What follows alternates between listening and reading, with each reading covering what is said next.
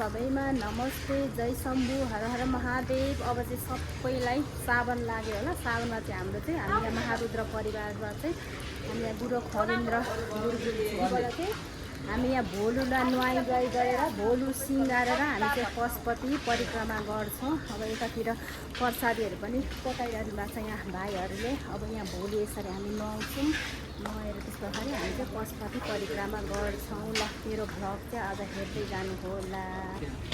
Hello, यसरी हामी चाहिँ भोलुलाई यसरी हर हर गरिदिन्छौँ। घिउ, हनी, सक्खर, चिनी, कोलाले चाहिँ हामीले यसरी भोलुलाई हर हर गरिदिन्छौँ। अनि हाम्रो भोलु टिक्क टल्किनुहुन्छ। त्यसपछि हामीले रिमिक्क पारेर पशुपति मन्दिर परिक्रमा जान्छौँ होइन भोलु।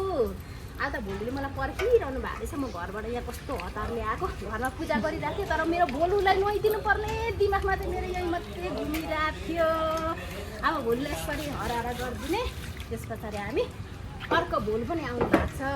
भोलुको त हाम्रो त यहाँ महारुद्र परिवारमा भोलुको कमी छैन है, हामी सबै पनि भोलु हो। भोलुलाई चाहिँ यसरी हामीले नुहाएर चाहिँ भित्र सक्यौँ। अब भोलुलाई चाहिँ सिँगार पटार गरेर राम्रो बनाउनु पर्छ। अहिले चाहिँ हामीले यसरी यति राम्रो सुन्दर बनायौँ। यति सुन्दर हुनुभयो भोलु। अब हामी सिँगार्छौँ भोलुलाई, हेर्दै जानुहोस्। ल हाम्रो भोलु चाहिँ अब यसरी सिँगारेर यसरी हिरो हुनुभएको छ। अब हामी भोलु बोकेर हामी चाहिँ पशुपति यात्रामा हामी जान्छौँ। अब पशुपति पछाडि फेरि भरे भेटौँला अहिले।